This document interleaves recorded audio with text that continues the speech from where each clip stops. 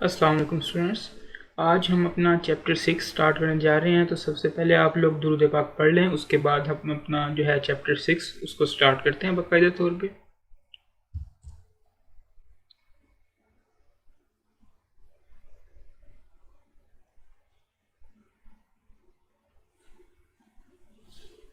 जी students, जो हमारा chapter 6 है उसका नाम है performance of contract 1। Performance of contracts के नाम से दो चैप्टर्स हैं, चैप्टर 6 और chapter 7।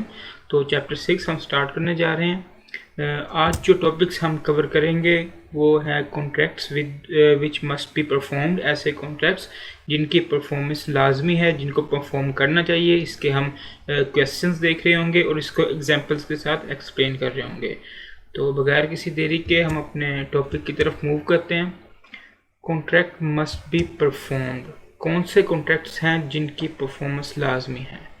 Obligation to perform, the parties to a contract must either perform actual performance, या तो पार्टी को एक्चुअली कॉन्ट्रैक्ट को परफॉर्म करना चाहिए, और offer to perform attempted performance, या उसको अटेम्प्टेड परफॉर्मेंस करनी चाहिए। ये एक्चुअल परफॉर्मेंस क्या होता है, ये अटेम्प्टेड परफॉर्मेंस क्या होता है, ये आज के हमारे टॉपिक्स हैं। इनको हम तफसील से देख रहे होंगे ये क्या होते हैं। बिल्कुल आसान से कंसेप्ट हैं, लेकिन फिर वक्त जो आपने समझने की बात यह है कि पार्टीज जो कॉन्ट्रैक्ट कर रही हैं, या तो उनको एक्चुअली कॉन्ट्रैक्ट को परफॉर्म करना है, या उन्होंने अटेम्प्ट करना है परफॉर्म का, अटेम्प्टेड परफॉर्मेंस करनी है, या उन्होंने एक्चुअल परफॉर्मेंस करनी है। ये दोनों चीज़ों में से एक चीज़ लाजमी है। देयर रिस्पेक्टिव प्रोमिसेस, अपने प्रोमिसेस के बारे में, unless such performance is dispensed with or excused under the provision of this act or any of the other law. इसका मतलब ये है उनको या तो एक्चुअली परफॉर्म करना है या अटेम्प्टेड परफॉर्म करना है, अनलेस लॉ उनको रोक रहा हो। लॉ उनको किन केसेस में रोक रहा होगा इस पे हम आज बात नहीं करेंगे। आज हमारा मेन फोकस होगा परफॉर्मेंस पे, एक्चुअली परफॉर्म और अटेम्प्टेड परफॉर्म। एक्चुअली परफॉर्मेंस क्या होती है और अटेम्प्टेड परफॉर्मेंस क्या होती है, और कौन कौन से किस किस तरह के कॉन्ट्रैक्ट्स को हमने परफॉर्म करना लाजमी है, किस तरह से कॉन्ट्रैक्ट परफॉर्म हो जाता है, किस तरह से कॉन्ट्रैक्ट अधूरा रह जाता है, ये सारी चीज़ें हम देख रहे होंगे। बेसिकली जो ऑब्लिगेशंस ऑफ परफॉर्मेंस है कि कोई भी पार्टीज जो कॉन्ट्रैक्ट कर रही हैं, या तो उन्हें अपना कॉन्ट्रैक्ट है उसको एक्चुअली परफॉर्म करना है, या उसको अटेम्प्टेड परफॉर्म करना है, अनलेस लॉ किसी किस्म की रेस्ट्रिक्शन उन पे इम्पोज कर रहा हो, कॉन्ट्रैक्ट को करने से रोक रहा हो। तो ये मेन बात है। हम बात करने शुरू करते हैं अपनी जो टाइप्स ऑफ परफॉर्मेंस के बारे में। अभी जिनके बारे में हमने बात की, एक्चुअल परफॉर्मेंस क्या होती है, अटेम्प्टेड परफॉर्मेंस क्या होती है।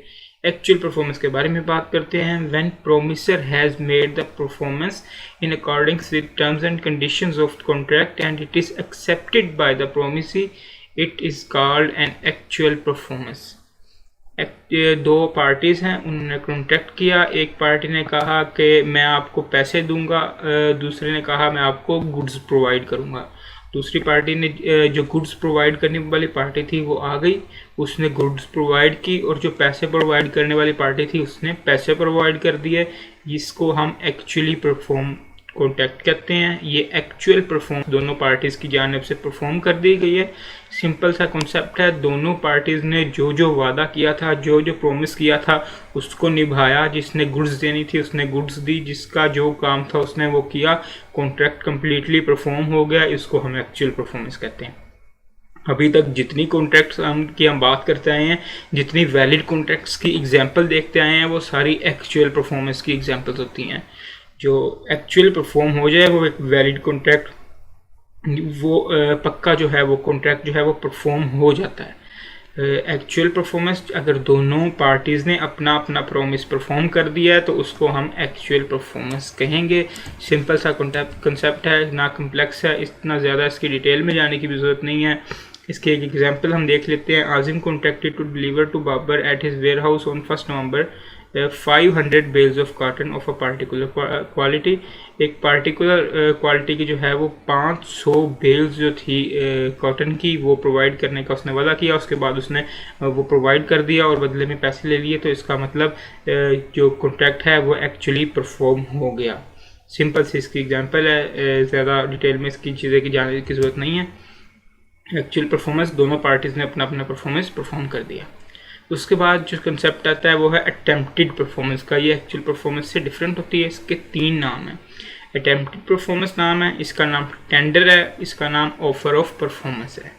अटेम्प्टेड परफॉर्मेंस, टेंडर या ऑफर ऑफ परफॉर्मेंस, इसको देखते हैं क्या होता है। When the promisor has made an offer of performance, जिसने प्रोमिस किया हुआ था उसने कहा मैं जो अपना प्रोमिस था उसको परफॉर्म करने लगा हूँ, मैं उसने ऑफर की, परफॉर्मेंस की, and the offer of performance of promisor is not accepted by the promisee, it is called an attempted performance. एक प्रोमिसर है, प्रोमिसर ने गुड्स प्रोवाइड करने का कहा हुआ है। हम अपने पिछले एग्जांपल को लेके चलते हैं। जो प्रोमिसी है उसने कहा मैं आपको पैसे दूंगा गुड्स के बदले। तो जो प्रोमिसर था वो गुड्स लेके आ गया, मुकर्ररा वक्त पे मुकर्ररा जगह पे गुड्स लेके आ गया। प्रोमिसी ने वो गुड्स लेने से इनकार कर दिया। प्रोमिसी ने वो गुड्स लेने से इनकार कर दिया तो हम कहेंगे ये जो प्रोमिसर था जो गुड्स लेके आया उसने अटेम्प्टेड परफॉर्मेंस की, उसने परफॉर्म करने की अटेम्प्ट की, उसने ऑफर ऑफ परफॉर्मेंस की, उसने कॉन्ट्रैक्ट को परफॉर्म करने की ऑफर की, इसको हम कहेंगे। और दूसरी पार्टी उसको रिजेक्ट कर दे तो हम इसको अटेम्प्टेड परफॉर्मेंस कहेंगे। इसको टेंडर भी कहते हैं, इसको अटेम्प्टेड परफॉर्मेंस भी कहते हैं, इसको ऑफर ऑफ परफॉर्मेंस भी कहते हैं। दोबारा देखें, जो एक्चुअल परफॉर्मेंस थी उसमें दोनों पार्टीज ने अपना अपना जो प्रोमिस था उसको परफॉर्म कर दिया, अपने अपने पार्ट ऑफ प्रोमिस को परफॉर्म कर दिया। लेकिन अटेम्प्टेड परफॉर्मेंस में एक पार्टी जो प्रोमिसर है उसने अपना पार्ट ऑफ प्रोमिस परफॉर्म करने की ऑफर की, वो अपनी गुड्स लेके गया लेकिन दूसरी पार्टी ने उसको रिजेक्ट कर दिया। इसको हम अटेम्प्टेड परफॉर्मेंस कहेंगे या टेंडर या ऑफर ऑफ परफॉर्मेंस कहेंगे। 3 इसके नाम हैं। इसकी एग्जांपल बिल्कुल उसी तरह सिंपल सी एग्जांपल है। Azam contracted to deliver to Babar at his warehouse on 1 November 2000। ये वही एग्जांपल ऊपर आजम वाली वही एग्जांपल उन्होंने नीचे लिख दी, लेकिन इसमें डिफरेंस क्या आ रहा है। Babar refused to take the delivery, third last line में देखें, and Babar refused to take the delivery of goods, Babar ने गुड्स लेने से इनकार कर दिया। It is a case of attempted performance because Azam has done what he was required to do under the contract.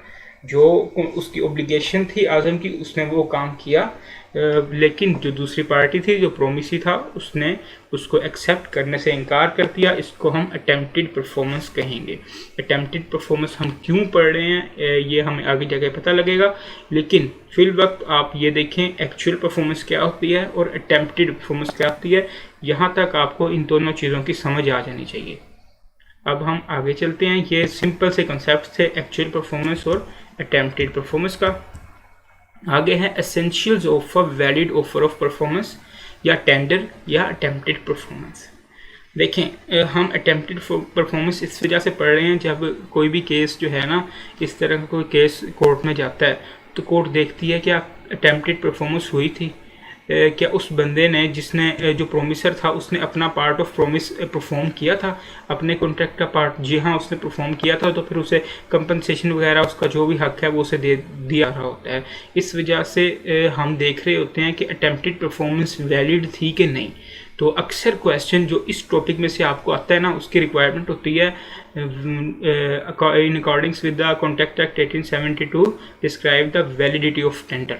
बताएं ये जो टेंडर है इस केस में ये वैलिड टेंडर है कि नहीं, ये वैलिड अटेम्प्टेड परफॉर्मेंस है कि नहीं, ये वैलिड ऑफर ऑफ परफॉर्मेंस है कि नहीं। ये तीनों एक ही चीज़ के नाम है, टेंडर, अटेम्प्टेड परफॉर्मेंस और ऑफर ऑफ परफॉर्मेंस। तो आपने जब ये आपसे सवाल पूछा जाएगा कि ये वैलिड टेंडर है कि नहीं तो आपने इसके एसेंशियल्स की बेस पे इसको इवेल्युएट करना है। एसेंशियल्स की बेस पे कैसे इवेल्युएट करना है, आपने सबसे पहले देखना है ये अनकंडीशनल है। इसका पहला एसेंशियल है कि जो टेंडर है, जो ऑफर ऑफ परफॉर्मेंस है, जो अटेम्प्टेड परफॉर्मेंस है वो अनकंडीशनल होनी चाहिए। अनकंडीशनल किस तरह होनी चाहिए, मिस्टर ए ने मिस्टर बी को कहा था कि भाई आपने मुझे गुड्स प्रोवाइड करनी है तो मैं आपको पैसे दूंगा ये फ़लाँ जगह पे फ़लाँ टाइम पे। वो उसी टाइम पे उसी जगह पे गुड्स लेके आ गया। अब वो आके कहता है कि सर अब मैंने आपको गुड्स दे दिए, आपने जो मुझे पैसे देने थे ना उसकी जगह मुझे अपनी कंपनी के उतने शेयर्स दे दें। ये उसने कंडीशन लगा दी। उनके कॉन्ट्रैक्ट में इस तरह की कोई बात नहीं थी। उनके कॉन्ट्रैक्ट में था कि मैं पैसे दूंगा, आप मुझे गुड्स देंगे।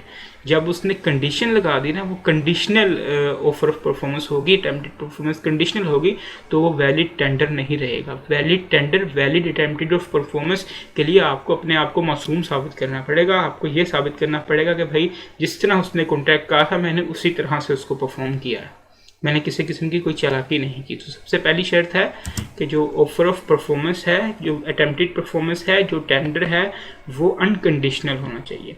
इसकी एग्जांपल जो आपकी बुक में लिखी हुई है, Anam who is a debtor of ABC limited, वो अनम जो है वो एबीसी लिमिटेड की डेटर है। Offer to pay the amount due if ABC limited also allots her 500 shares as par value. उसने कहा भाई मैं एबीसी लिमिटेड कंपनी को पैसे तब दूंगी जब ये मुझे 500 शेयर्स देगी। तो ये एक वैलिड टेंडर नहीं है। जब आपका कॉन्ट्रैक्ट होगा, जब इस तरह की कोई, आप सिर्फ उनके डेटर हैं, आपने सिर्फ पैसे देने हैं उनके, तो जब इस तरह का आप कॉन्ट्रैक्ट हुआ, इस तरह की शेयर्स वाली कोई बात नहीं हुई थी। आप बाद में कंडीशन जो लगा रहे हैं आपके परफॉर्मेंस पे, अपने पार्ट ऑफ प्रॉमिस पे जो कंडीशन लगा रहे हैं, उसकी वजह से ये टेंडर इनवैलिड टेंडर हो जाएगा। इसे हम वैलिड टेंडर कंसीडर नहीं करेंगे। सबसे पहली चीज़ क्या है, टेंडर को अनकंडीशनल होना चाहिए, अटेम्प्टेड परफॉर्मेंस को अनकंडीशनल होना चाहिए। It must be made at a proper time. Obviously ये प्रॉपर टाइम पे जो है अटेम्प्टेड परफॉर्मेंस होनी चाहिए। फॉर एग्जांपल वही फूड पांडा वाली, जब मैंने ऑफर पढ़ा रहा था आपको एग्जांपल दी थी, आप अपने हॉस्टल में रात को बैठे हुए हैं, आपको भूख लगती है, आप फूड पांडा पे ऑर्डर करते हैं, फूड पांडा पे डिनर के लिए ऑर्डर करते हैं, आपको बहुत सख्त भूख लगी हुई है, आपने खाना खाना है। अगले दिन या 2 दिन बाद फूड पांडा वाला डिलीवरी बॉय आ जाता है, क्या आप कहेंगे कि भाई हमारा, वो आपको कहेगा भाई हमारा उस दिन रात को प्रॉमिस हुआ था गुड्स पे करने का कि मैं आपको ये जो है खाना बर्गर वगैरह पे दूंगा तो आप मुझे पैसे देंगे, अब आप मुझे पैसे दें। आप कहेंगे नहीं भाई वो तो मैंने रात को ऑर्डर किया था, अब आ रहे हो। ये प्रॉपर टाइम गुजर चुका है, रीजनेबल टाइम गुजर चुका है। उसको चाहिए था कि वो उसी वक्त रात को ऑर्डर किया उसने खाने का, तो रात को ही देके जाता। अब किसी की बच्चे की सालगिरह है, बच्चे की बर्थडे है 15 को बर्थडे है, वो 13 को ऑर्डर करते हैं, 12 को ऑर्डर करते हैं कि बच्चे की 15 को बर्थडे है, तो हमें 15 को या 14 को केक चाहिए, तो वो आके 16 को केक दे के जा रहा है। क्या ये प्रॉपर टाइम में केक दिया है? बिल्कुल भी नहीं। तो जो ऑफर ऑफ परफॉर्मेंस है, जो टेंडर है, जो अटेम्प्टेड परफॉर्मेंस है, वो एक प्रॉपर टाइम पे होनी चाहिए। पहली चीज़ थी अनकंडीशनल होनी चाहिए, दूसरी चीज़ है एक प्रॉपर टाइम पे होनी चाहिए। इसी तरह की एग्जांपल जो मैंने केक वाली एग्जांपल दी, Adeel ordered a cake from Shangrila bakers for his daughter's birthday on 17 August. Shangrila bakers brought the cake on 15th August for delivery. उसने 17 अगस्त का जो है वो ऑर्डर दिया। शंग्रीला बेकर्स जो है brought the cake on 15th August for delivery, 15 अगस्त को वो केक लेके आ गए। Adeel is not bound to accept the cake as the tender is not made at proper time. उसने कहा था मेरी बेटी की बर्थडे 17 अगस्त को है, तो आप 17 अगस्त को मुझे केक दे के जाना। वो 2 दिन पहले केक दे के जा गए, हम 2 दिन वो केक का उसका क्या करेगा? तो ये जो है ये वैलिड अटेम्प्टेड परफॉर्मेंस बिल्कुल भी नहीं है, ये वैलिड टेंडर बिल्कुल भी नहीं है। क्यों? क्योंकि वो प्रॉपर टाइम पे होना चाहिए।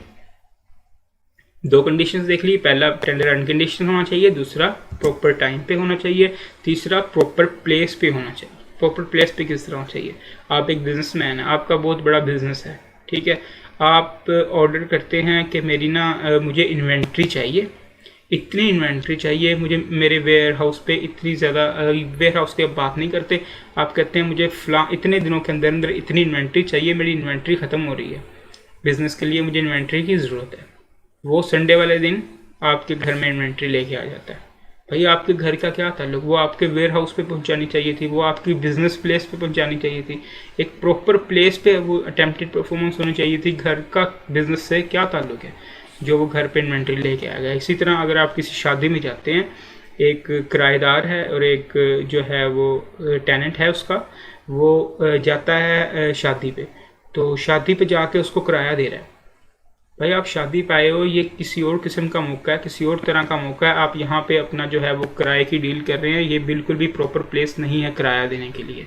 इसी तरह की एग्जांपल आपकी बुक में दी हुई है। Azam is a tenant of Babar. Azam जो है वो बाबर का किराएदार है। He offers him rent at a marriage party, उसने भाई उसको मैरिज पार्टी में जाके रेंट देने की ऑफर कर रहा है कि ये लो भैया अपना rent. Babar is not bound to accept as the tender is not made at a proper place, ये बिल्कुल भी प्रॉपर प्लेस नहीं है रेंट देने के लिए। इस तरह के मामला के लिए शादी एक सोशल इवेंट है, वो एक अलग जगह है, उधर इस तरह के कामों के लिए बिल्कुल भी एक प्रॉपर प्लेस नहीं है। दो एग्जाम्पल मैंने आपके सामने पेश की, पहले बिजनेस वाली एग्जाम्पल और दूसरी आपकी स्टडी टेक्स्ट की एग्जाम्पल। तो ये तीन एसेंशियल्स हम अभी तक देख चुके हैं कि it must be unconditional, attempted performance जो है वो अनकंडीशनल होनी चाहिए, दूसरा है एक प्रॉपर टाइम पे होनी चाहिए, तीसरा है एक प्रॉपर प्लेस पे होनी चाहिए। नेक्स्ट जो है हम इसका एसेंशियल देखते हैं, it must be made under such circumstances, ये इस तरह के सर्कमस्टांसेस, इस तरह के माहौल में, इस तरह के सूरत हाल में होनी चाहिए that the person to whom it is made may have a reasonable opportunity, कि जो बंदा जो ये कर रहा है उस जिसको ये परफॉर्मेंस की जा रही है, ऑफर ऑफ परफॉर्मेंस की जा रही है, उसके पास रीजनेबल अपॉर्चुनिटी हो, उसके पास मौका हो। कौन सा मौका हो? Of ascertaining that the person by whom it is made able and willing there and then to do the whole of what he is bound by his promise to do, उसके पास इस तरह चेक करने का मौका होना चाहिए, इतना opportunity होनी चाहिए जिसको आप ऑफर ऑफ परफॉर्मेंस दे रहे हैं कि वो इतना यकीन कर ले कि आप पूरी की पूरी ऑफर जो है, जो हमारे प्रॉमिस, जो हमारा कॉन्ट्रैक्ट हुआ था, जिस पार्ट का आपने फ़र्ज़ था परफॉर्म करने का हमारा कॉन्ट्रैक्ट, क्या आप वो पूरा का पूरा परफॉर्म कर रहे हैं, कहीं आप अधूरा परफॉर्म तो नहीं कर रहे हैं। फॉर एग्जांपल मिस्टर ए ने मिस्टर बी से जो है वो कॉन्ट्रैक्ट किया कि मिस्टर बी जो है वो 5 किलो फ्रूट्स प्रोवाइड करेगा और मिस्टर ए जो है वो पैसे प्रोवाइड करेगा। अब मिस्टर बी जो है वो 5 किलो की बजाय 2.5 किलो फ्रूट्स लेके आ गया मिस्टर ए को देने के लिए और कह रहा है ये टेम्पटेड परफॉर्मेंस है, ये वैलिड टेंडर है। बिल्कुल भी नहीं। जो मिस्टर ए है वो लेके आया 2.5 किलो फ्रूट और उसके घर के दरवाजे पर रख के चला गया। उसके पास बिल्कुल अपॉर्चुनिटी नहीं थी कि ये चेक कर सके कि पूरा जो है होल प्रॉमिस जो है वो परफॉर्म हुआ है, क्या आपने कंप्लीट अपना पार्ट ऑफ प्रॉमिस परफॉर्म किया। उसके पास कम से कम अपॉर्चुनिटी होनी चाहिए ये देखने की कि आपने अपना पूरा जो है वो प्रॉमिस जो है वो परफॉर्म किया है। इसी तरह से इसकी जो स्टडी टेक्स्ट है उसकी एग्जांपल देखते हैं। Waqas is debtor of Babar, Waqas जो है वो बाबर का डेटर है। Waqas offer to pay in instalment to Babar while the contract stipulated payment in full, जो कॉन्ट्रैक्ट है उसमें था फुल पेमेंट, लेकिन वकास जो है वो अब ऑफर कर रहा है कि भाई मैं आपको किस्तों में पे करूंगा, मैं आपको पार्ट्स में पे करूंगा। ये बिल्कुल ऐसा नहीं है। जो प्रॉमिस किया जाता है ये हम पीछे भी पढ़ रहे हैं, उसको कम्प्लीटली परफॉर्म करना लाजमी है। उसकी अटेम्प्टेड परफॉर्मेंस भी इसी तरह कंप्लीट होनी चाहिए, उसको पार्टली परफॉर्म करने की ऑफर ऑफ परफॉर्मेंस नहीं हो सकती। ये एसेंशियल है कि वो जो परफॉर्म किया जा रहा है पार्ट ऑफ प्रोमिसर की जानिब से वो कंप्लीट परफॉर्म किया जा रहा हो और उसके पास प्रोमिसर के पास रीजनेबल अपॉर्चुनिटी हो इसको चेक करने की कि ये कंप्लीट परफॉर्म किया जा रहा है या नहीं किया जा रहा। बिल्कुल इसी से मिलता जुलता जो है वो नेक्स्ट एसेंशियल है। इसी तरह अपॉर्चुनिटी होनी चाहिए प्रोमिसर के पास ये देखने की जो गुड्स वो डिलीवर कर रहा है क्या वो ठीक हालत में है, क्या वो बिल्कुल ठीक है। फॉर एग्जाम्पल आप मिस्टर किसी से कॉन्ट्रैक्ट करते हैं कि आप मुझे ना 1 दर्जन अंडे प्रोवाइड कर दें, मैं आपको पैसे दे दूंगा। आप सुबह देखते हैं आपको एक मैसेज आया होता है कि भाई रात को ना आपके दरवाजे के आगे आपके अंडे रख के चला गया हूँ, अब आप मुझे पैसे जो है वो जैज़ कैश कर दें, मैंने अपना पार्ट ऑफ प्रॉमिस परफॉर्म कर दिया। आप जाके देखते हैं 2 अंडे बीच में से ख़राब निकलते हैं। उसने आपको अपॉर्चुनिटी नहीं दी बाकायदा चेक करने की, उसको चाहिए था वो आपकी तसल्ली करवाता, वो आपको कहता ये चीज़ आपने मंगवाई थी, ये चीज़ इस तरह की इसी तरह आपके पास आई है, तो आप मुझे, मैंने अपना पार्ट ऑफ प्रॉमिस परफॉर्म कर दिया, मैंने अटेम्प्टेड परफॉर्मेंस कर दी, मैंने वैलिड टेंडर कर दिया, अब आपकी बारी, आप परफॉर्म करें। तो जो आखिरी एसेंशियल है, हमने टोटल 5 एसेंशियल देख लिए।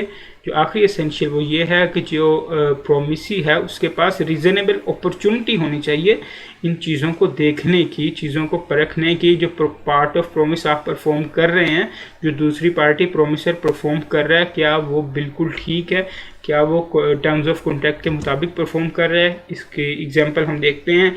Kamran delivered the goods to Waqas at 2 PM as agreed. उन दोनों ने एग्री किया होगा भाई 2 PM पे आपने जो है वो गुड्स डिलीवर करनी है, उसने बिल्कुल 2 PM पे डिलीवर कर दी।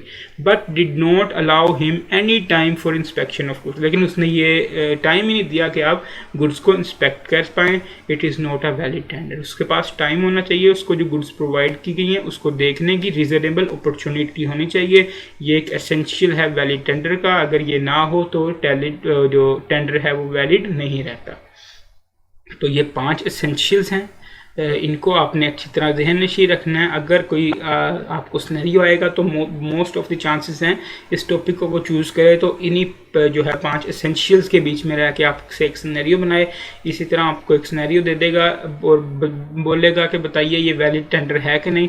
आप देखेंगे कि यह अनकंडीशनल तो नहीं है, ये प्रॉपर टाइम पे हुआ है, ये अनकंडीशनल है, ये प्रॉपर टाइम पे हुआ है, ये प्रॉपर प्लेस पे हुआ है, क्या उसके पास रीजनेबल अपॉर्चुनिटी थी ये चेक करने की, वैलिड टेंडर को ऑफर ऑफ परफॉर्मेंस को चेक करने की अपॉर्चुनिटी थी, उस सामान को चेक करने की अपॉर्चुनिटी थी, उसके पास अपॉर्चुनिटी थी कि ये देख सके कि ये क्या इसने ये कंप्लीट परफॉर्मेंस परफॉर्म की है, क्या उसने कंप्लीट परफॉर्मेंस परफॉर्म की है, कि किसी किस्म की कोई कंडीशन तो नहीं लगा दी। तो ये 5 एसेंशियल्स आप उस केस में देखेंगे, उस केस को इन 5 एसेंशियल्स पे परखेंगे, फिर आप अपना डिसीजन देंगे कि ये एक वैलिड टेंडर है कि नहीं। एक और एग्जांपल हम देख लेते हैं। Akmal contracts to deliver to Basit at his warehouse on 1 March 2021। Akmal ने कॉन्ट्रैक्ट किया बासित के साथ कि आपको वेयर हाउस पे डिलीवर करूंगा 1 मार्च 2021 को 100 बेल्स ऑफ कॉटन की 100 bales on a particular quality. In order to make a valid offer of a performance, Akmal must bring the cotton to Basit's warehouse. Akmal को वैलिड टेंडर के लिए क्या करना पड़ेगा? एक तो अकमल के वेयर हाउस पे कॉटन लेके आनी है ऑन द अपॉइंटेड डे, जो दिन उसने दिया हुआ है उस दिन पे लेके आनी है। Under such circumstances that Basit may have a reasonable opportunity of satisfying himself that the thing offered is cotton of the quality contracted for. उसे ये इंस्पेक्ट करने की अपॉर्चुनिटी देनी है कि आप चेक कर लें जिस क्वालिटी की कॉटन की सेल परचेज की हमारी बात हुई थी क्या ये उसी क्वालिटी की कॉटन है, और उसके बाद जो है इसको वैलिड टेंडर कंसीडर किया जाएगा। उससे क्या भाई ये तोल लो, आप 100 बेल्स ही हैं, आप इनको काउंट कर लो, आप इनको तोल लो, आप इनको चेक कर लो, एक्सपर्ट से चेक करवा लो, ये जो क्वालिटी का हमारा कॉन्ट्रैक्ट हुआ था बिल्कुल वही है, बेफिक्र होकर। और उसके बाद आप अपना पार्ट ऑफ प्रॉमिस परफॉर्म करो, क्योंकि मैंने अपना पार्ट ऑफ प्रॉमिस परफॉर्म कर दिया है। ये टोटल के एसेंशियल्स थे। इसके बाद जो है हम एक नोट देखते हैं। ये 5000 रुपये का नोट है, ये बहुत इंपॉर्टेंट नोट है, इसको आपने जहन में रखना है। ये नोट क्या है? An offer to one of several joint promises has the same legal consequences as an offer to all of them.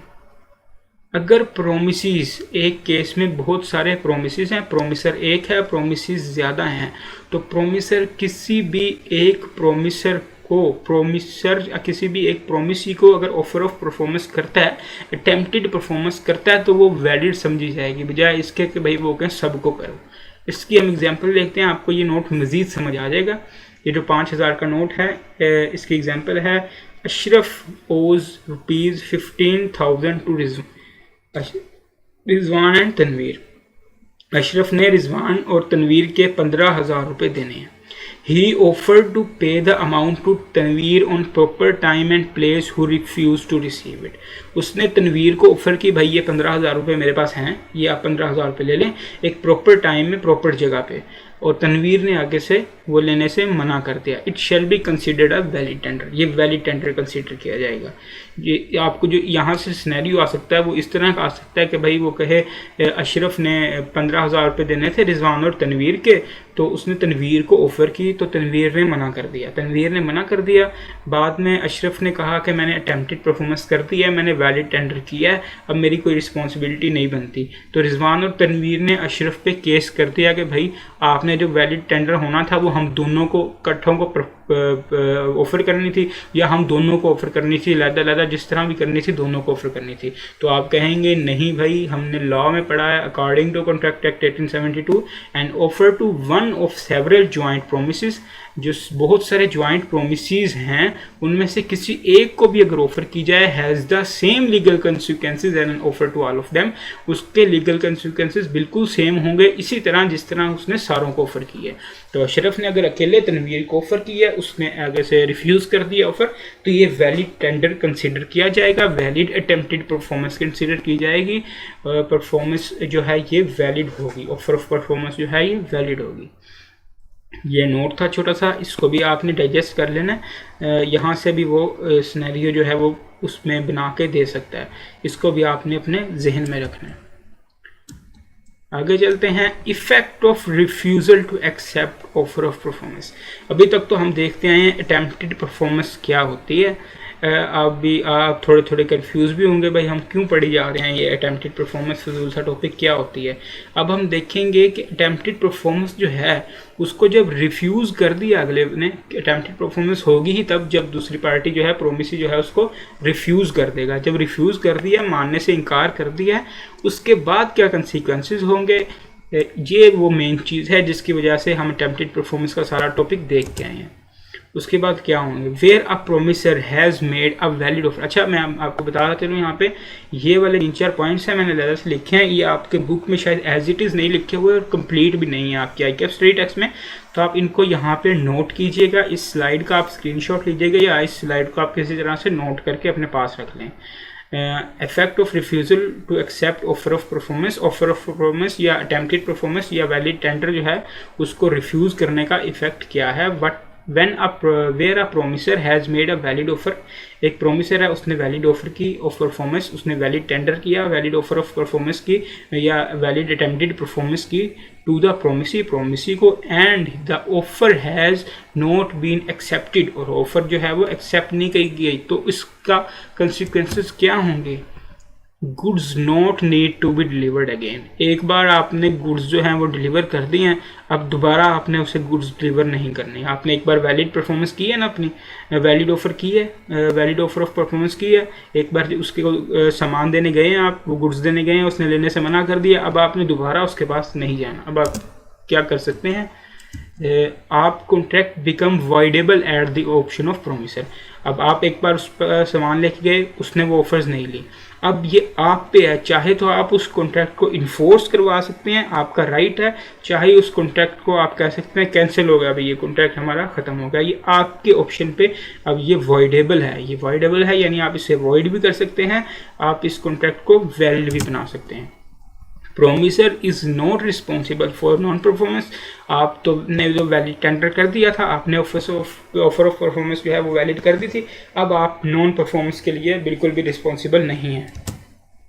Promisor has right to claim compensation, आपने आपका उसको परफॉर्मेंस देने पे पेट्रोल खर्च हुआ, आप गए एक जगह से दूसरी जगह, आपका 300-400 रुपये का पेट्रोल लग गया, वहाँ जाके आपने गुड्स ऑफर की, उसने नहीं लिया, आप वापस घर आए, 300-400 रुपये का पेट्रोल और लग गया, या आपका रेट लग गया। ये जो 600-700 रुपये का आपको नुकसान हुआ, इसके अलावा आप कहेंगे मैं गाड़ी में गया, जो मेरे गाड़ी के पहिए थे वो भी घिस गए, वो जो मेरे जब मैं इधर से निकला तो मेरे गाड़ी के पहियों की कीमत 5,000 रुपये थी, जब मैं वापस आया मेरे गाड़ी की पहियों की कीमत 2,000 रुपये रह गई, ये 3,000 का डिफरेंस है, ये भी आपके खाते में। ये जितना नुकसान आपका उसकी वजह से हुआ है, नॉन परफॉर्मेंस की वजह से, उसने जो एक्सेप्ट नहीं की परफॉर्मेंस आपकी, वैलिड टेंडर को उसने रिजेक्ट किया, उसको रिजेक्ट करने की वजह से, वैलिड ऑफर ऑफ परफॉर्मेंस को रिजेक्ट करने की वजह से आपका जितना नुकसान हुआ है आप उसको क्लेम कर सकते हैं। ये 4 पॉइंट्स, ये यहाँ से जब भी क्वेश्चन आता है यही 4 पॉइंट्स पूछे जाते हैं। ये इस टॉपिक में से जब भी क्वेश्चन आता है वो यही 4 पॉइंट्स किसी ना किसी तरह पूछ रहा होता है। ये 4 पॉइंट्स आपने याद रखने हैं कि इफ़ेक्ट क्या होगा अगर वो जो है प्रोमिसी रिफ्यूज़ कर दे एक्सेप्ट करने से ऑफर ऑफ परफॉर्मेंस को। उसका इफ़ेक्ट ये होगा कि गुड्स दोबारा ऑफ़र नहीं की जानी चाहिए, या वो राइट्स पूछे, लाइबिलिटीज़ पूछे कि प्रोमिसर के राइट्स क्या होंगे, प्रोमिसर की लाइबिलिटीज़ क्या होंगी। तो आपने बताना है कि प्रोमिसर का हक ये है कि गुड्स दोबारा जो है वो ऑफ़र नहीं करेगा वो प्रोमिसर, और ये उसकी मर्ज़ी है, उसकी ऑप्शन पे कॉन्ट्रैक्ट वाइडेबल होगा। अब वो नॉन परफॉर्मेंस के लिए जो है वो रिस्पॉन्सिबल नहीं रहेगा, अब वो उसके पास जो है कंपनसेशन क्लेम करने का राइट है, उसके पास हक है कि वो कंपनसेशन डैमेजेस क्लेम कर सकेगा। तो इन चारों चीज़ों को चाहे वो आपसे राइट्स पूछ सकता है प्रोमिसर के, आपसे राइट्स एंड लायबिलिटीज़ या रिस्पॉन्सिबिलिटीज़ के हवाले से किसी भी किस्म का कोई क्वेश्चन यहाँ से पूछ सकता है। आपने यही 4 पॉइंट्स लिखने हैं, वो आपसे ये भी पूछ सकता है। सीधी जिस तरह की हेडिंग लिखी हुई है effect of refusal to accept the offer of performance क्या होता है, तब भी आपने ये 4 पॉइंट्स उसको बता देने हैं। इसकी एग्जांपल देखते हैं। Naeem properly tendered goods to Asim, उसने गुड्स को आसिम को ऑफर की, वैलिड टेंडर किया, बिल्कुल प्रॉपर टेंडर किया to Asim in according with the terms of contract, but Asim refuse to accept the goods, लेकिन आसिम ने रिफ्यूज कर दिया है। Naeem does not have to deliver the goods, अब नईम को दोबारा डिलीवर नहीं करने गुड्स, उसकी कोई रिस्पॉन्सिबिलिटी नहीं है कि बार बार उसके पास मिन्नतें करे कि भाई मेरा सामान ले ले। And can sue Asim for damages caused by non acceptance of good, जो उसने गुड्स एक्सेप्ट नहीं की, जो उसका प्रोमिस एक्सेप्ट नहीं किया, उसकी परफॉर्मेंस एक्सेप्ट नहीं की, उसकी बेसिस पे उसके जितने भी डैमेजेस हुए हैं, जितना भी उसको नुकसान हुआ है, वो जो है वो क्लेम करेगा, क्लेम करने का पाबंद है, बिल्कुल उसका हक है, वो डैमेजेस क्लेम कर सकता है। तो ये एक सिंपल सा कंसेप्ट था। इसके बाद obligation of representatives of promisor, जो प्रोमिसर है उसके रिप्रेजेंटेटिव्स की क्या ऑब्लिगेशन है। इसका मतलब है प्रोमिसर मर चुका है किसी भी तरह से, अब उसके रिप्रेजेंटेटिव की क्या ऑब्लिगेशन है। उसके रिप्रेजेंटेटिव जो है ना, उसकी ऑब्लिगेशन ये है, जिस तरह मिस्टर ए ने मिस्टर बी से प्रॉमिस किया, दोनों पार्टीज थी, मिस्टर ए प्रोमिसर था, मिस्टर ए की डेथ होगी प्रॉमिस के बाद, तो अब जो मिस्टर ए के रिप्रेजेंटेटिव है उनका काम है मिस्टर बी के साथ जो उसका कॉन्ट्रैक्ट हुआ था उसको वो कंप्लीट करें। तो ये रिस्पॉन्सिबिलिटीज़ हैं। Promises bind the representative of the promisers in case of the death of such promiser before promise. अगर प्रोमिसर की डेथ हो जाए, प्रॉमिस के कंप्लीट करने से पहले, परफॉर्मेंस करने से पहले उनका प्रॉमिस हो चुका है, उनका कॉन्ट्रैक्ट हो चुका है, उसके बाद प्रोमिसर मर गया, अब उसके रिप्रेजेंटेटिव्स का फ़र्ज़ बनता है कि उस कॉन्ट्रैक्ट को पूरा करें। For example, Ajmal promises to deliver goods to Bano, Ajmal ने प्रॉमिस किया बानो को कि भाई मैं आपको गुड्स डिलीवर करूंगा on a certain day on payment of ₹1000, 1000 रुपये की पेमेंट पे मैं आपको गुड्स जो है वो डिलीवर करूंगा। Ajmal dies before that day, Ajmal जो है वो परफॉर्मेंस से पहले ही मर गया। अब Ajmal's representatives are bound to deliver the goods to Bano, Ajmal के रिप्रेजेंटेटिव्स का फर्ज है कि गुड्स जाके वो बानो को दे, and Bano is bound to pay 1000 to अजमल्स representatives. Ajmal के जो रिप्रेजेंटेटिव हैं, उनके लवाहिकीन जो हैं, उनका हक बनता है कि वो बानो से फिर 1000 रुपीज़ चार्ज भी करें। तो प्रॉमिस जो है, इस तरह अगर प्रोमिसर की डेथ हो जाती है तो उसके लीगल रिप्रेजेंटेटिव्स का फ़र्ज़ बनता है उस प्रॉमिस को कंप्लीट करें। लेकिन इसकी एक छोटी सी एक्सेप्शन है। एक्सेप्शन क्या है? Unless a contrary intention appears from the contract, for example contract of personal nature. Personal nature का कॉन्ट्रैक्ट क्या है? एक पेंटर है भाई, मिस्टर ए ने जो है वो पेंटर को कहा कि मैं सैटरडे को आपके पास आऊँगा, आप मेरा स्कल्पचर बनाना, मेरी पेंटिंग बनाना, बदले में मैं आपको 10,000 रुपीज़ पे करूँगा। उसने कहा ठीक है, दोनों का कॉन्ट्रैक्ट हो गया। अब सैटरडे का दिन जो आना था उससे पहले ही प्रोमिसर की डेथ हो गई, मिस्टर ए की डेथ हो गई। अब ऐसा थोड़ी हो सकता है कि जो मिस्टर ए है उसके लीगल रिप्रेजेंटेटिव उसकी लाश को लेके जाएं, उधर कुर्सी पे बिठा दें और उसकी पेंटिंग बनाना शुरू कर दें। बिल्कुल भी नहीं, ये जो है ठीक बात बिल्कुल भी नहीं है। तो इस वजह से ये पर्सनल नेचर का कॉन्ट्रैक्ट होने की वजह से अब लीगल रिप्रेजेंटेटिव्स की कोई रिस्पॉन्सिबिलिटी नहीं रही।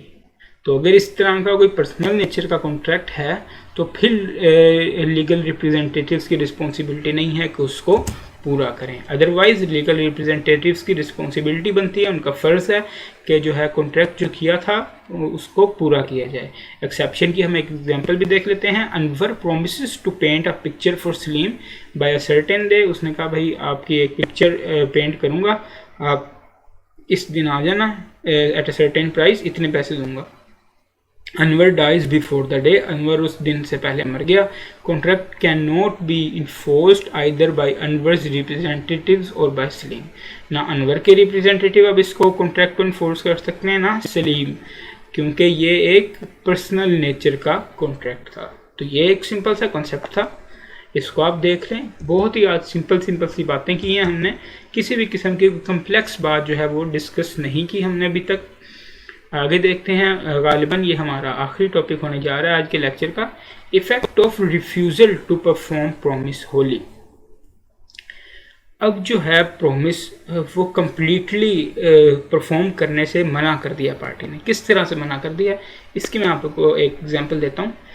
आप एक सिंगर हैं, सपोज करें, या मिस्टर ए जो है वो एक सिंगर है, वो एक थिएटर के मालिक के साथ कॉन्ट्रैक्ट होता है उसका कि मैं 6 माह तक हर हफ्ते 2 रातें सैटरडे और संडे को थिएटर में परफॉर्म किया करूँगा और आप मुझे 500 रुपये दिया कीजिएगा। दोनों का कॉन्ट्रैक्ट होता है, वो 500 रुपये दिया करेगा एक रात के परफॉर्म करने के, और वो सैटरडे और संडे 6 माह तक उस थिएटर में परफॉर्म करेगा। वो सिंगर गाना गा के सुनाएगा। पहले हफ्ते तो हो गया, दूसरे हफ्ते भी हो गया, तीसरे हफ्ते भी हो गया, चौथे हफ्ते उसने सैटरडे को छुट्टी कर ली, वो सैटरडे को नहीं गया, वो संडे को जब जाता है तो अब जो थिएटर का मालिक है उसके पास एक ऑप्शन है, वो चाहे तो उसे यहाँ पे कॉन्ट्रैक्ट जो है वो खत्म कर दे। वो कहे भाई तुम कल सैटरडे को नहीं आए, हमारा कॉन्ट्रैक्ट ये था तुमने 6 माह तक हर वीक 2 दिन आना था, आपने अपना जो प्रॉमिस है उसको कम्प्लीटली पूरा नहीं किया, तो मैं यहाँ पे ही कॉन्ट्रैक्ट को ख़त्म करता हूँ। एक ऑप्शन उसके पास ये है। दूसरा ऑप्शन उसके पास क्या है, वो सैटरडे को नहीं गया, वो संडे को गया। जब संडे को गया, मालिक ने देखा ये आ गया, उसने कहा मैं गाना गाऊँ, मालिक ने कहा चल गा गाना, वो गाना गाने लग गया। अब जब उसने गाना गा दिया, अब मालिक उसके साथ जो कॉन्ट्रैक्ट है थिएटर का मालिक वो ख़त्म नहीं कर सकता।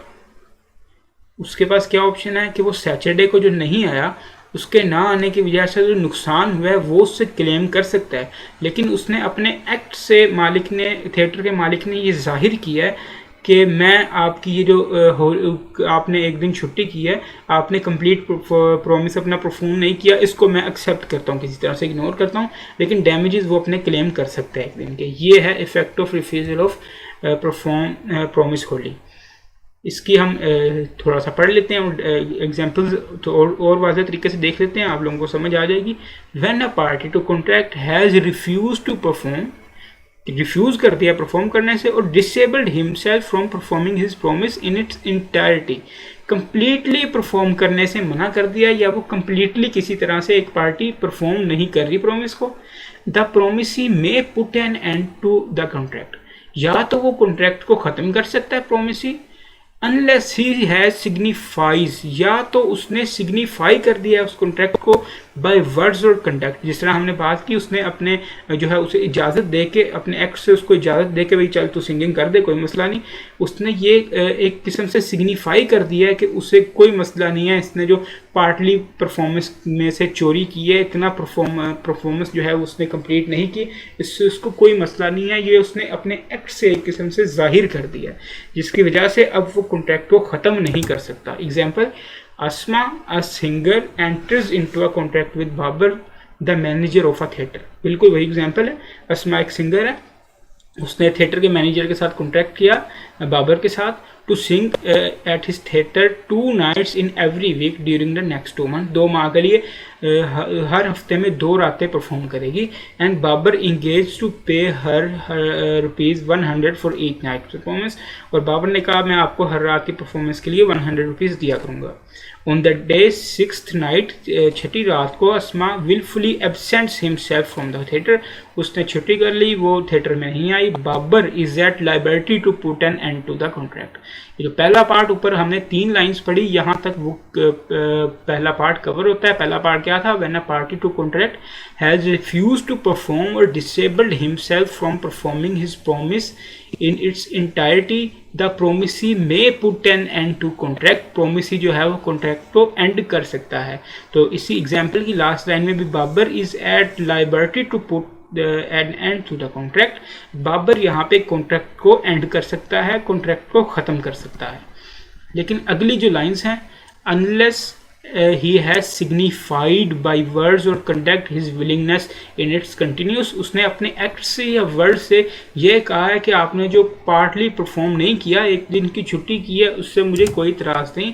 अगली एग्जांपल देखते हैं। अगली एग्जांपल की जो 5वीं लाइन तक कॉन्ट्रैक्ट वही एग्जांपल है जो हमने पीछे पढ़ी है, उससे आगे शुरू करते हैं। Asma wilfully absents herself, Asma ने अपने आप को एब्सेंट कर लिया।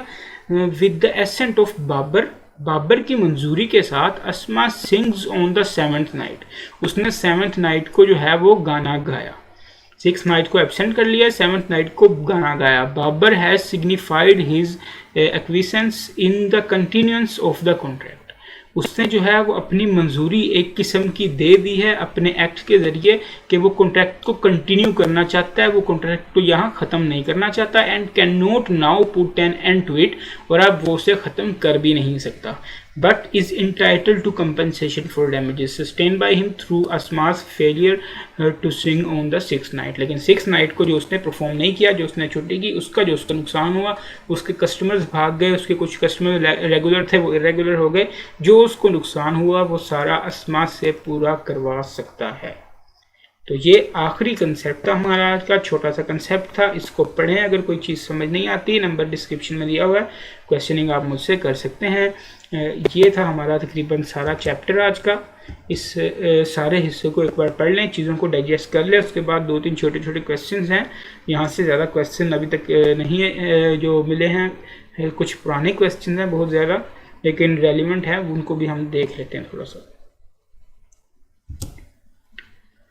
प्रैक्टिस क्वेश्चन नंबर 1 है आपकी स्टडी टेक्स्ट का, ICAP स्टडी टेक्स्ट का। In according with the contract entered into by Masoom and Mubarak. Masoom and मुबारक दो इंसान हैं जिन्होंने जो आपस में कोई कॉन्ट्रैक्ट किया है। Masoom has offered to deliver 300 Rolex watches to Mubarak on 1 March 2015। Masoom ने ऑफ़र की है कि वो 300 रोलेक्स की घड़ियाँ मुबारक को 1 मार्च 2015 को डिलीवर करेगा। Under the provision of contract act 1872 advise मासूम about the conditions which must be satisfied for constituting a valid offer of performance। उसने सिनेरियो का कोई ताल्लुक नहीं पूछा, उसने सिंपल बात ये पूछी है, एसेंशियल्स ऑफ वैलिड टेंडर बता दो भाई, वैलिड ऑफर ऑफ परफॉर्मेंस किस तरह से होगी, कौन कौन से एसेंशियल्स हैं उसके वो बता दो। तो सिंपल हम वो एसेंशियल्स जो अभी अभी हम पढ़ के आए हैं, offer must be unconditional, proper time पे होनी चाहिए, प्रॉपर टाइम और प्लेस वाला उसने एक कर दिया है, और रीज़नेबल अपॉर्चुनिटी होनी चाहिए, ये सारी चीज़ें हम बता देंगे, 3-4 पॉइंट्स बता देंगे, तो ये हमें जो है इसके नंबर मिल जाएंगे। कोई इसमें कम्प्लेक्स बात उसने नहीं पूछी, सिंपल सा क्वेश्चन था। नेक्स्ट क्वेश्चन की तरफ मूव करते हैं। प्रैक्टिस क्वेश्चन नंबर 2, ये ऑटम 2009 में उसने 5 मार्क्स के लिए पूछा था। ये क्या क्वेश्चन था?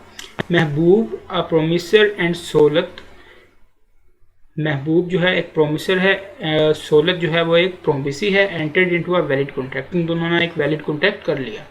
However when Mehboob made an offer of performance Saulat refuse to accept the same. जैसे ही महबूब ने ऑफर ऑफ परफॉर्मेंस की, टेंडर किया, सोलत ने उसको एक्सेप्ट करने से इनकार कर दिया।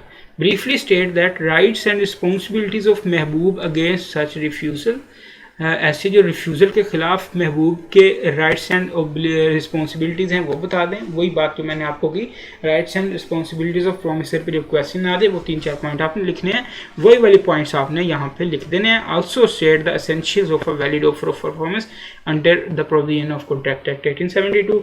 ये तो उसने सीधा सवाल पूछ लिया। पिछले क्वेश्चन में भी हम एसेंशियल्स लिखे हैं, अब दोबारा उसने कहा कि एसेंशियल्स लिख दें और साथ साथ बताएं कि जो महबूब है, प्रोमिसर है, उसके राइट्स एंड ऑब्लिगेशंस क्या हैं। तो हम उसके राइट्स एंड ऑब्लिगेशन बता देंगे। उसने एक पैरे में लिख दी हैं, मैंने आपको 4 पॉइंट्स बना के लिखे हैं, इसने पैराग्राफ में भी वही बातें लिखी होंगी। Mehboob would not be responsible for non performance, non performance के लिए रिस्पॉन्सिबल नहीं होगा। He will not lose his right to claim damages under the contract, वो डैमेजेस क्लेम कर सकता है कॉन्ट्रैक्ट एक्ट के मुताबिक। He is entitled to compensation and contract will become voidable at his option, उसकी ऑप्शन में कॉन्ट्रैक्ट वाइडेबल हो जाएगा। तो बिल्कुल वही चीज़ें, वही पॉइंट्स जो हमने 4 जो है वो बुलेट्स में लिखे थे वो उसने पैराग्राफ पे बना के लिख दी हैं। ये हाफ क्वेश्चन जो है ये हमारा कंप्लीट हो गया। बाकी हाफ क्वेश्चन में उसने कहा था एसेंशियल बता दो, बिल्कुल वही एसेंशियल उठा के हम लिख देंगे। अनकंडीशनल होना चाहिए, प्रॉपर टाइम में होना चाहिए, प्रॉपर प्लेस पे होना चाहिए, रीजनेबल अपॉर्चुनिटी वगैरह, वो जो भी चीज़ें हैं वो सारी हम लिख देंगे। उसके बाद आखिरी क्वेश्चन जो है आज का, ये दोनों क्वेश्चन पिछले सिंपल थे, ये भी सिंपल क्वेश्चन है। यहाँ ये टॉपिक जब मैंने स्टार्ट किया था तभी आपको बताया था ये बहुत ही आसान और सिंपल सा टॉपिक है। यहाँ से जब कोई क्वेश्चन आता है वो भी आसान सा सिंपल सा ही आता है। तो स्प्रिंग 2011 में 2 मार्क्स के लिए क्वेश्चन आया, थोड़ा पुराना है, नए क्वेश्चन मुझे ज़्यादा इसके मिले नहीं है, लेकिन ये आपकी ICAP स्टडी टेक्स्ट में नहीं है, तो इसको आप नोट कर लीजिएगा। Memar promise to deliver and manufacture to Nasir. Memar ने प्रोमिस किया कि deliver and manufacture to Nasir remote control toys helicopters of agreed specification in first week of March 2011। Memar ने प्रोमिस किया नासिर से कि मैं आपको जो है वो टॉय हेलीकॉप्टर्स प्रोवाइड करूंगा एग्रीड स्पेसिफिकेशन के मार्च के पहले वीक में। Nasir in return promise to pay in second week of March. उन्होंने कहा ठीक है, फर्स्ट वीक में अगर मुझे हेलीकॉप्टर प्रोवाइड करोगे ना तो मैं सेकेंड वीक में आपको उन हेलीकॉप्टर्स की पेमेंट कर दूंगा। Memar did not deliver the toys according to his promise. Memar ने भाई जो है वो टॉयज अपने प्रोमिस के मुताबिक डिलीवर ही नहीं किए। Should Nasir keep his promise? ये उसने बिल्कुल कॉमन सेंस का क्वेश्चन पूछा है। अब उसने भाई वो डिलीवर करने थे टॉयज तो ही जो है उसको पैसे मिलने थे। उसने टॉयज डिलीवर ही नहीं किए तो क्या उसको पैसे दे दिए जाएंगे? बिल्कुल भी अजीब सी बात है जो उसने पूछी है। अगर आपने ये चैप्टर नहीं पढ़ा हुआ, आपने टॉपिक्स भी नहीं पढ़े हुए, तो फिर भी आप इस बात का जवाब दे सकते हैं कॉमन सेंस यूज़ करते हुए। No Nasir need not perform his promise to pay and Memar must compensate Nasir with any loss which Nasir may sustain due to Memar's non-performance। अगर उसकी नॉन परफॉर्मेंस की वजह से किसी किस्म का कोई लॉस हुआ है तो वो पे करेगा, लेकिन किसी भी किस्म का कोई अब उस पर ऑब्लिगेशन नहीं है। उसने हेलीकॉप्टर प्रोवाइड करने से उसने पैसे देने थे, अब उसने हेलीकॉप्टर प्रोवाइड ही नहीं किया तो वो पैसे देने का बिल्कुल भी पाबंद नहीं है। बल्कि उल्टा अगर उसे कोई उसके हेलीकॉप्टर प्रोवाइड ना करने की वजह से नुकसान होता है तो वो नुकसान पूरा करेगा। ये सिंपल सा हमारा टॉपिक था, सिंपल से इसके क्वेश्चन थे। इन सब को आप देख लीजिएगा, अच्छी तरह समझ लीजिएगा। याद करने वाली चीज़ें इसमें थोड़ी हैं, जो मैंने आपको मेन 4 पॉइंट्स बता दिए इनको आपने जहन में अच्छे से कर लेना है। बाकी चीज़ों को आपने समझ लेना है। टेम्पटेड परफॉर्मेंस क्या होती है, एक्चुअल परफॉर्मेंस क्या होती है, इन क्वेश्चन को देख लीजिएगा। हम इंशाल्लाह कल नेक्स्ट लेक्चर के साथ आपसे मुलाकात होगी। इसी चैप्टर को हम आगे कंटिन्यू करेंगे। 3 से 4 पार्ट्स में इसको मैंने डिवाइड किया। हम 3 से 4 दिनों में इस चैप्टर को फिनिश कर रहे होंगे। अल्लाह हाफिज़।